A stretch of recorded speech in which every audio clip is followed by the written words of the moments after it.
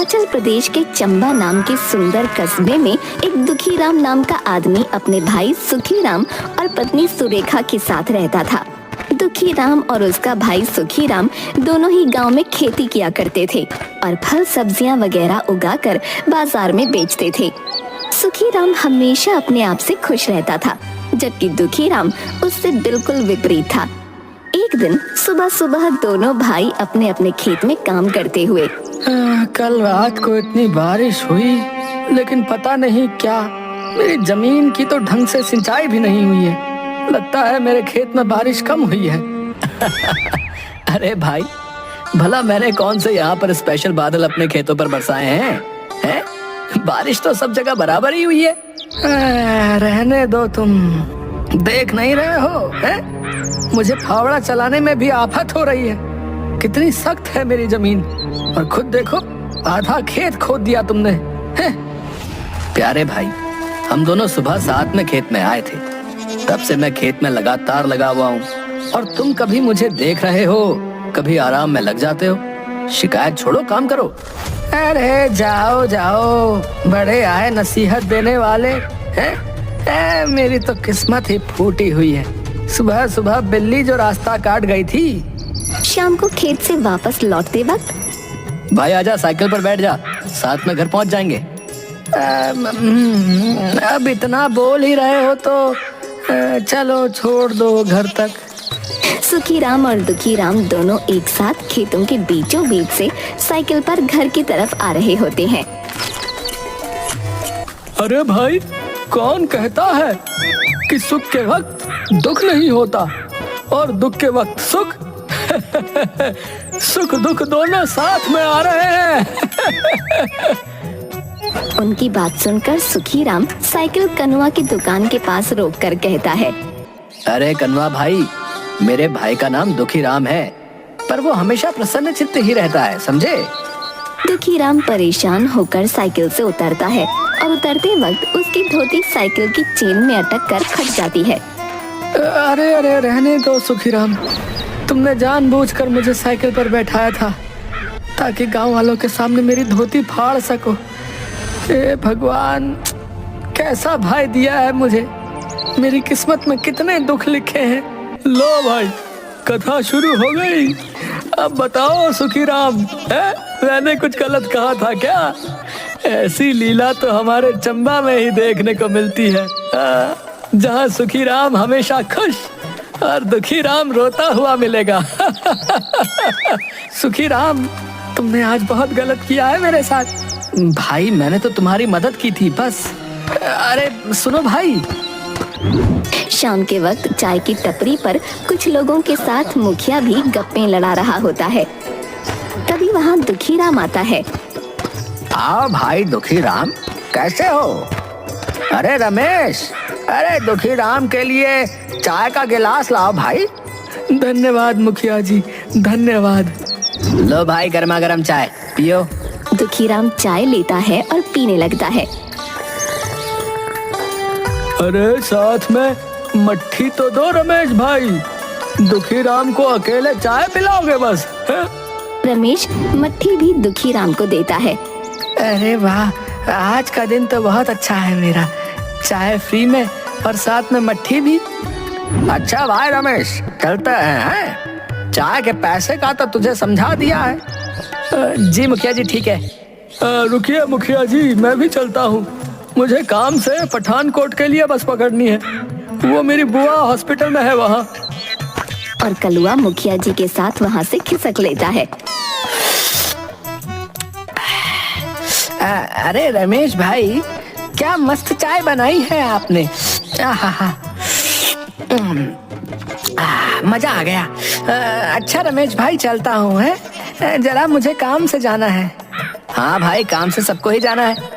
तुम्हारा टोटल 90 रुपए हो गया, 3 चाय और 3 मट्ठी। हैं? क्या बोल रहे हो रमेश भाई? मुझे तो चाय मुखिया जी ने पिलाई है ना। खाक मुखिया जी ने पिलाई है। उन्होंने कहा था कि आज की चाय मट्ठी दुखीराम की तरफ से है, और जब वो गए तब बता कर गए कि चाय का हिसाब मैं तुमसे कर लूं। अरे ये बुढ़ऊ मेरा उल्लू बना गया। किसी दिन इसे नदी में धकेल दूंगा, बता रहा हूँ। और ना चाहते हुए भी सारे पैसे देकर बड़बड़ाता हुआ रावी नदी के किनारे एक पहाड़ की चोटी पर आकर बैठकर अपनी जिंदगी को कोसने लगा। क्या बेकार जिंदगी है इंसान की, बस दुख तकलीफें हैं और मेरी जिंदगी तो परेशानियों से भरी है। धिक्कार है मुझे इस जिंदगी पर। तब दुखीराम सामने खुले आसमान में उड़ते हुए एक बाज को देखता है और देखते ही देखते वो बाज आसमान से नीचे जमीन पर डुबकी लगाते हुए अपने पंजों में एक सांप को दबोच लेता है और दुखीराम के बिल्कुल सामने एक सूखे हुए पेड़ पर बैठकर उसे खाने लगता है। अरे वाह, क्या शाही जिंदगी है इस बाज की। देखते ही देखते बाज अपने शिकार को खा लेता है और वहाँ से फिर आसमान की ऊंचाइयों पर उड़ जाता है। मजा आ गया देखकर भाई, सच में राजाओं की जिंदगी जीता है ये बाज। काश मैं इंसान ना होकर बाज होता। हे भगवान, मुझे नहीं रहना इस इंसानी वेश में। मुझे इस बाज की तरह आसमान में उड़ना है।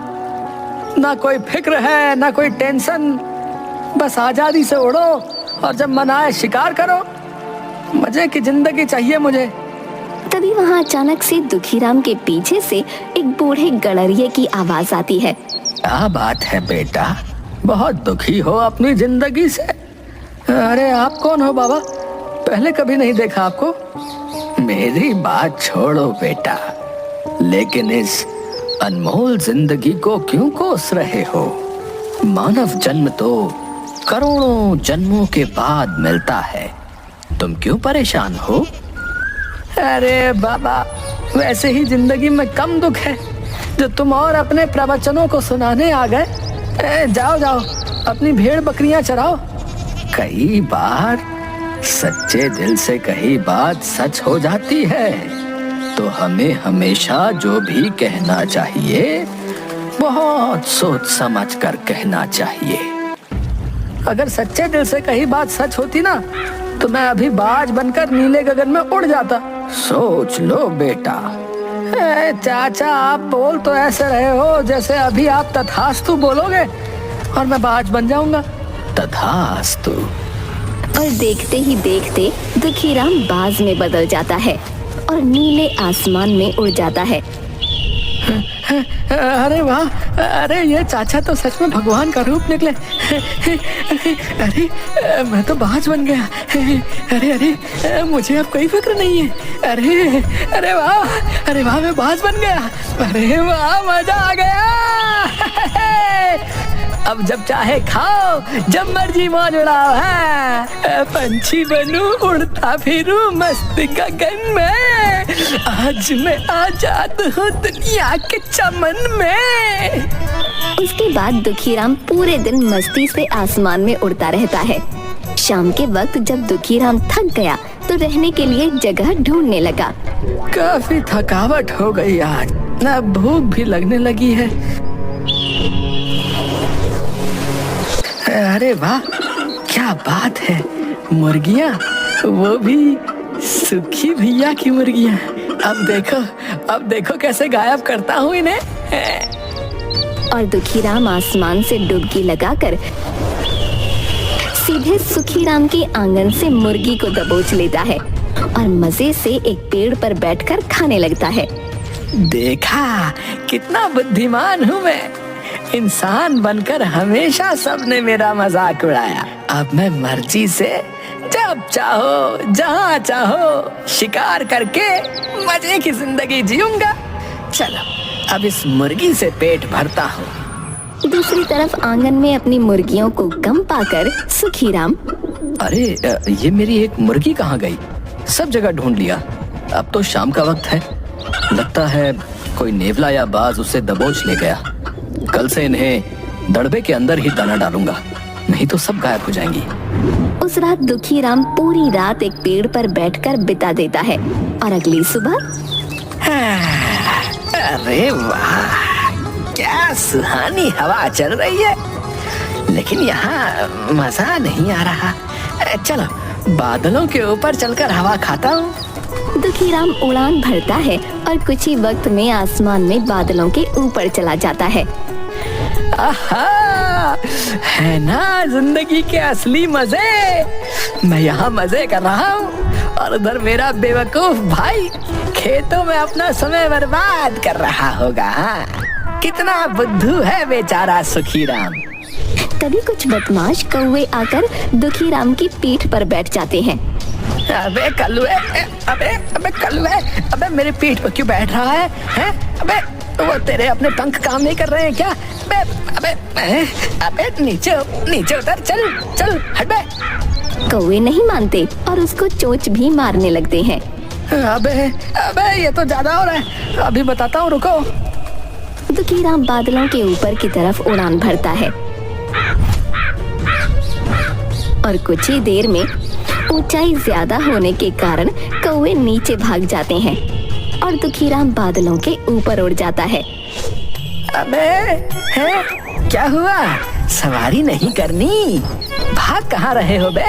बैठो अब। बड़े आए दुखीराम को परेशान करने वाले। उसके बाद दुखीराम की नजर चाय की टपरी पर बैठे मुखिया और कलुआ पर पड़ती है। अरे वाह रे मुखिया, चाय के पैसे मुझसे दिलवाए थे ना। रुक, आज तेरी पगड़ी सरेआम उछालता हूँ, रुक तुम। दुखीराम उड़कर जाता है और मुखिया की पगड़ी लेकर उड़ जाता है।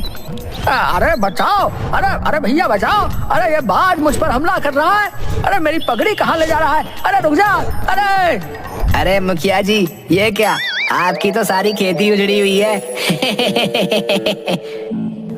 अबे चुप कर हरामी।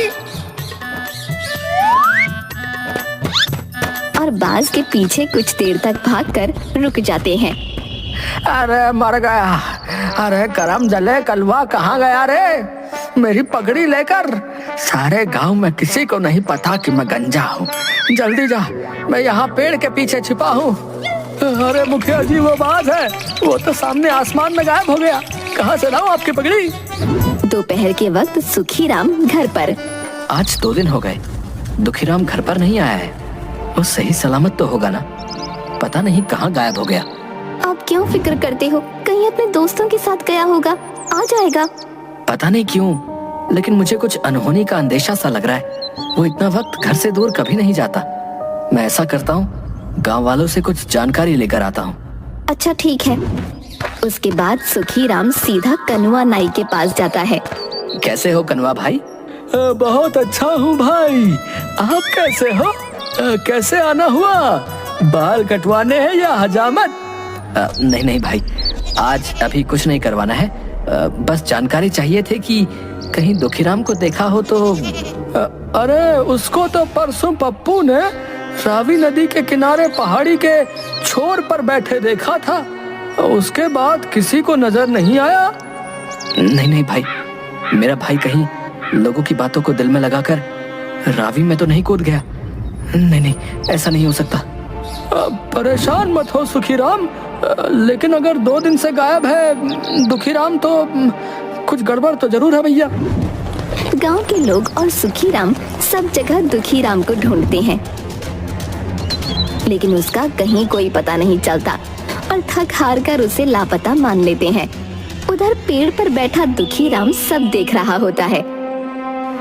कितने बेवकूफ है बड़े भैया। अरे भैया, मैं मजे में हूँ, आप लोग लगे रहो अपनी रोज की घिसाई में। मैं तो चला शिकार करने। उस दिन दुखीराम सब जगह आसमान में सारी जमीन छान मारता है, लेकिन उसे कोई शिकार नहीं मिलता। रात होने को आई थी। लगता है आज भूखा ही सोना पड़ेगा, लेकिन कोई नहीं, कल सुबह कोई बढ़िया शिकार पकड़ूंगा। आज इस पेड़ पर अपना एक मस्त सा घोंसला बना लेता हूँ। लेकिन ये पेड़ तो कनुआ का है, इसके नीचे वो अपनी दुकान लगाता है। मुझे क्या करना है, मैं तो पेड़ पर रहूंगा। और दुखीराम कुछ लकड़ियों से एक सुंदर सा घोंसला बनाकर उसमें सो जाता है। सुबह सूरज की किरणों के साथ उठता है। बहुत तेज भूख लग रही है, जल्दी से कोई शिकार ढूंढना होगा। इसके बाद दुखी राम हर रोज की तरह शिकार ढूंढने निकल जाता है, लेकिन पूरा दिन उसे कोई शिकार नहीं मिलता। दोपहर बाद वो भूख से बेहाल अपने घर के बाहर आकर बैठ जाता है।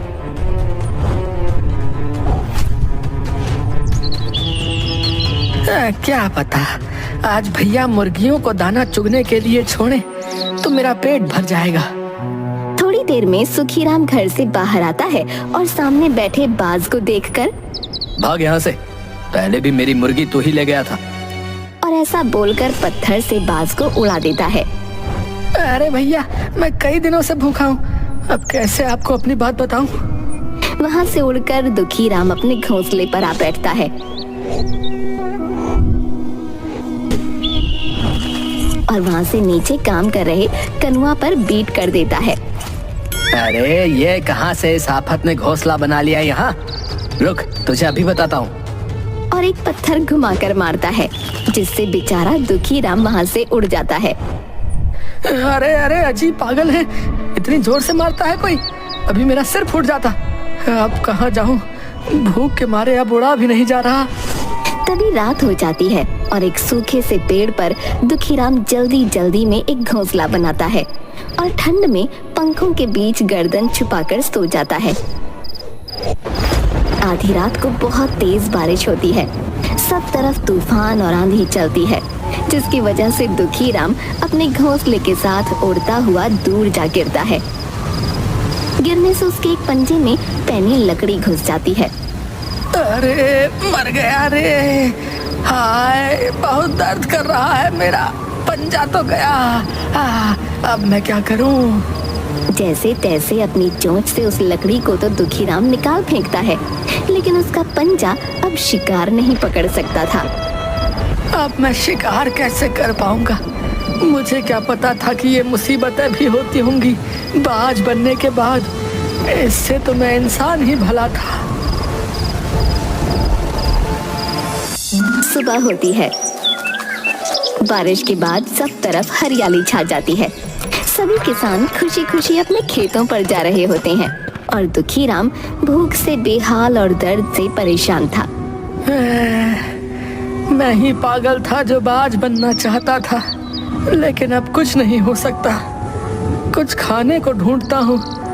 चल दुखीराम, ले अब और उड़ने के मजे। उसके बाद वो फिर हवा में उड़ने लगता है। तभी कुछ बदमाश कौवे उड़ते हुए आते हैं और उनमें से एक दुखीराम की पीठ पर बैठ जाता है और कुछ उसे चोंच मारकर तंग करते हैं। अबे ये क्या कर रहे हो? अरे कहाँ से आ गई ये बला? अरे भागो यहाँ से। कौवे नहीं मानते। अभी कुछ खाया पिया नहीं है, नहीं तो बताता तुम सबको। अबे चोंच मत मारो, अबे दर्द होता है बे। बेचारा दुखीराम क्या करता, वो हवा में और ऊपर उड़ने की कोशिश करता है, लेकिन भूख और कमजोरी के कारण उड़ नहीं पाता और थक हार कर एक पुराने खंडहर की छत पर जा बैठता है। अगर इंसान होता तो किसी से मदद मांग लेता, किसी हॉस्पिटल में जाकर अपना इलाज करवा लेता, लेकिन अब ऐसी हालत है कि कोई भी ना तो मेरी बात सुन सकता है और ना मेरा दुख समझ सकता है। मैं क्या करूं, क्या करूं? भगवान मुझसे गलती हो गई। इंसान को भगवान जितना दे, जैसे दे, उसे हंसकर स्वीकार करना चाहिए और खुशी से जिंदगी का आनंद लेना चाहिए, जैसे मेरे भैया सुखीराम जी कर रहे हैं। मेरी तरह हमेशा शिकायत करोगे, रोते रहोगे तो अंजाम वही होगा, क्योंकि भगवान हमें वही देता है जो हम मानते हैं। इसी तरह कुछ दिन बीत गए। दुखीराम बहुत कमजोर और मरने की हालत में था। तभी अचानक उसके सामने एक मरा हुआ चूहा आ गिरता है, जिसे देख दुखीराम को एक आस होती है कि शायद वो बच जाएगा। शायद भगवान ने मेरी सुन ली, इसे खाकर कुछ तो जान आएगी। लेकिन जैसे ही दुखीराम अपनी चोंच से चूहे को खाने की कोशिश करता, वो खा नहीं पाता, क्योंकि उसकी चोंच आगे से मुड़ चुकी होती है मेरी चोंच को क्या हो गया? ये कैसे मुड़ गई? मैं तो भोजन भी नहीं कर पा रहा हूँ। अब मेरे अंदर वो ताकत भी नहीं कि मैं अपनी चोंच को तोड़ूं और नई चोंच आने का इंतजार करूं। ये कहता हुआ बेचारा दुखी राम बहुत रोता है, लेकिन मजबूर कुछ नहीं कर पाता। इस तरह दुखी राम उस पुराने से खंडहर में कई दिनों तक भूखा प्यासा पड़ा रहा और अंत में अपना दम तोड़ दिया। हमें अपने इस बहुमूल्य जीवन को भगवान का शुक्रिया अदा करते हुए हंसी खुशी अच्छे कामों को करते हुए जीना चाहिए।